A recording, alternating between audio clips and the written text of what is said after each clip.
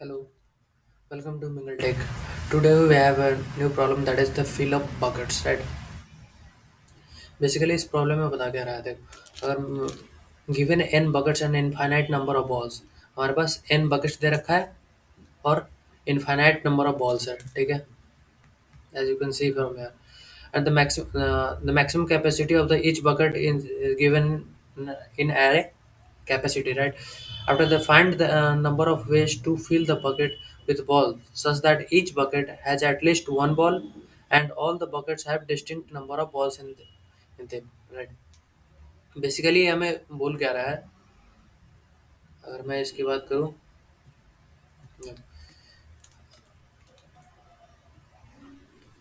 Basically हमारे पास कोई bucket है हमारे पास एक कैपेसिटी का एन नंबर ऑफ मेरे पास बकेट दे रखा है और उसके बाद कैपेसिटी है जैसे आप यहाँ फर्स्ट एग्जांपल में देख सकते हो हमारे पास n number n equal to one है एन इक्वल टू वन है जबकि हमारे पास कैपेसिटी अरे में जब हम सिंगल बकेट है तो उसकी कैपेसिटी तो सिंगल ही रहेगी तो कैपेसिटी हम देखें तो यहाँ पर कैपेसिटी इसका सिक्स है मतलब मैक्सिमम सिक्स बॉल ये होल्ड कर सकता है तो इसका नंबर ऑफ वेज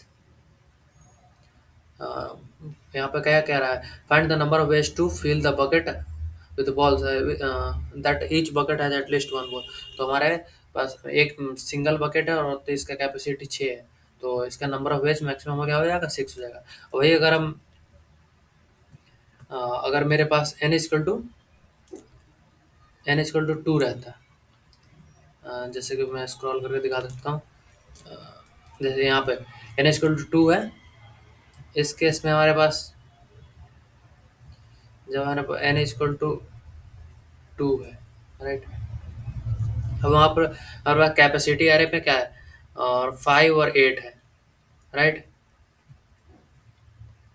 मैं बकेट बना लेता हूँ दो जैसे एक ये बकेट हो गया और एक ये हो गया ठीक है इसमें मेरे पास इसकी मैक्सिमम कैपेसिटी 5 है और इसकी मैक्सिमम कैपेसिटी 8 है अब इसमें मैं बात करूँ अगर तो मैं इसमें फर्स्ट बॉल एक बॉल रखता हूँ तो इसमें मेरे पास क्या सिंगल बॉल नहीं रख सकता ठीक है सिंगल के अलावा तो मेरे पास 8 कैपेसिटी तो मतलब n-1 मतलब सिंगल के अलावा मेरे पास और कितना बच सकता है 8-1 दैट इज 7 मतलब मैं 7 तरीके से इसमें बॉल रख सकता हूँ वैसे ही सेम जैसे मेरे पास यहाँ पर 7 सॉरी 5 बॉल है यहाँ पर तो यहाँ पर 5 चॉइसेस इसके लिए है तो उतना ही इसमें से जैसे यहाँ पर मैंने एक रखा तो यहाँ पर 7 चॉइसेस मेरे पास फिर यहाँ पर अगर मैं 2 रखता हूँ तो इसके लिए भी फिर 7 चॉइसेस बनेंगे मतलब जो इसमें अगर मैंने रख दिया वो इसमें नहीं रख सकता तो फिर क्या हो जाएगा 5 इसका टोटल नंबर ऑफ वेज क्या हो जाएगा 5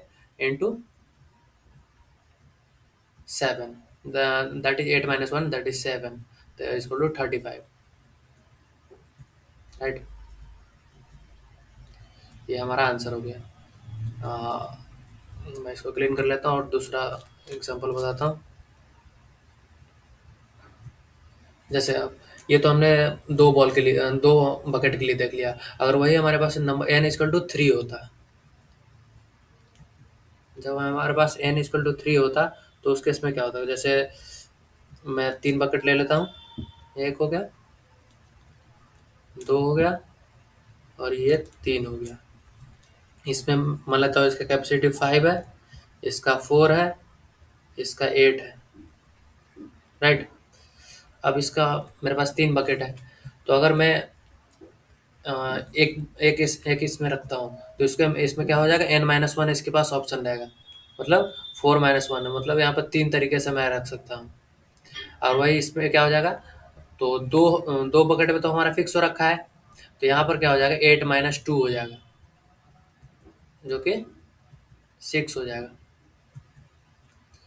मतलब यहाँ पर हमारे पास टोटल नंबर ऑफ वेज की बात करें तो फर्स्ट के लिए तो 5 वेज रहेगा ठीक है और वही दूसरे के लिए क्या हो जाएगा n-1 जो कि हो जाएगा 4 4-1 3 और तीसरे के लिए हमारे पास क्या हो जाएगा 8-2 मतलब 6 तो हमारे पास टोटल नंबर ऑफ वेज क्या हो जाएगा यहाँ पे 5 3 15 15 6 into 6 90 राइट यहाँ पे हमारा 90 नंबर ऑफ वेज हो जाएगा। सिमिलरली आप देख सकते हो,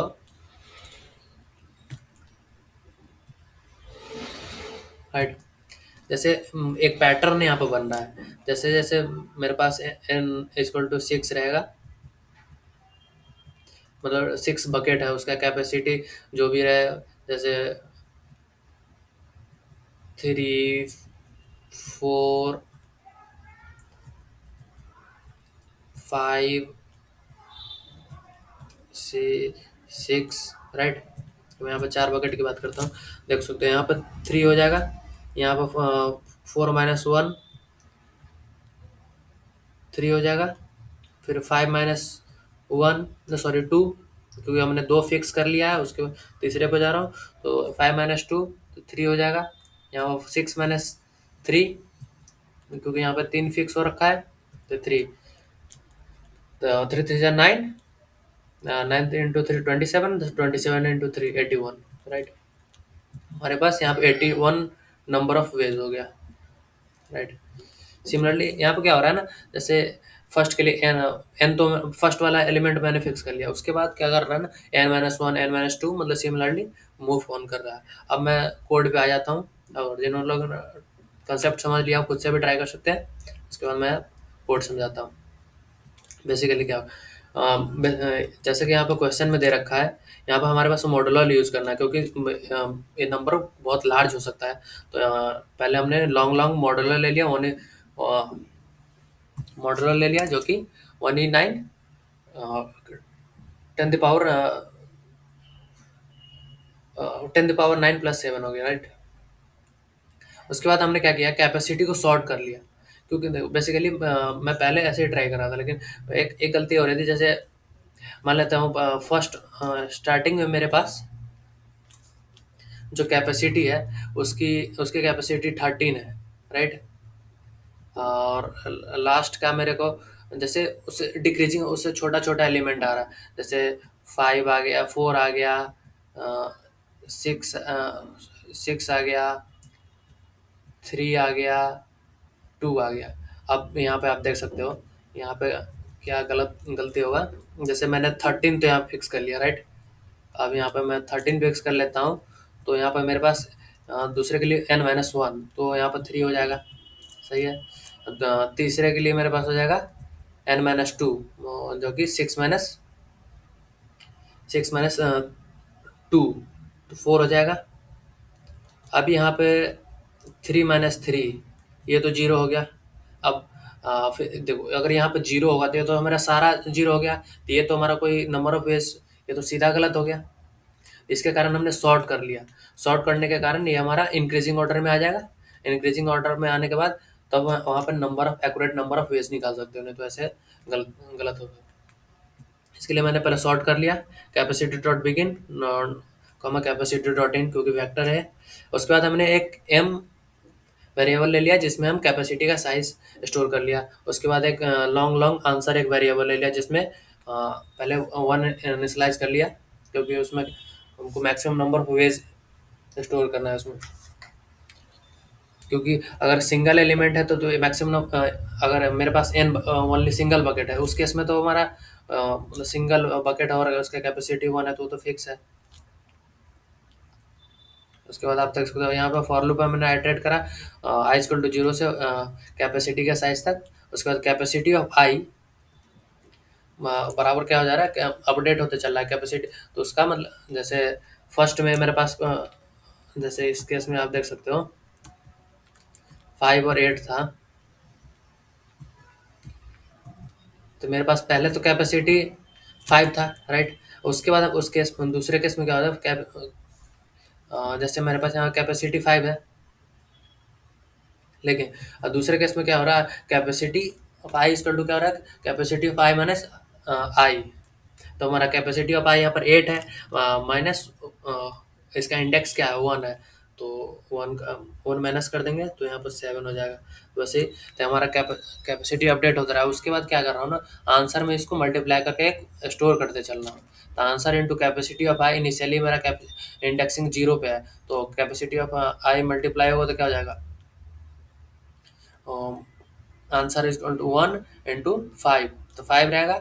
और उसका मॉडुलो ले लेंगे। उसके बाद जब दूसरा बार फॉर लूप आइटरेट करेगा, मतलब आई इक्वल टू 1 होगा, तो उस समय कैपेसिटी ऑफ आई 8 है माइनस आई, तो 8 माइनस 1 7, कैपेसिटी ऑफ आई मेरा 7 हो जाएगा। और उस केस में आंसर इंटू, आंसर हमारा यहाँ पर 5 है, इंटू कैपेसिटी ऑफ आई यहाँ पर क्या आ जाएगा 7, तो 7 इंटू 5 35, इसका मॉडुलो ले लेंगे और रिटर्न आंसर उसका मॉडुलो के साथ रिटर्न कर देंगे, तो हमारा ये आंसर हो जाएगा। मैं आपको सबमिट करके बताता हूँ, कंपाइलर रन पहले कर लेता हूँ।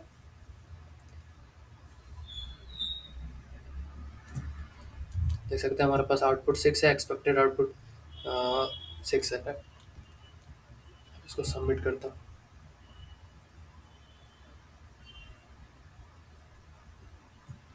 देख सकते हैं करेक्ट।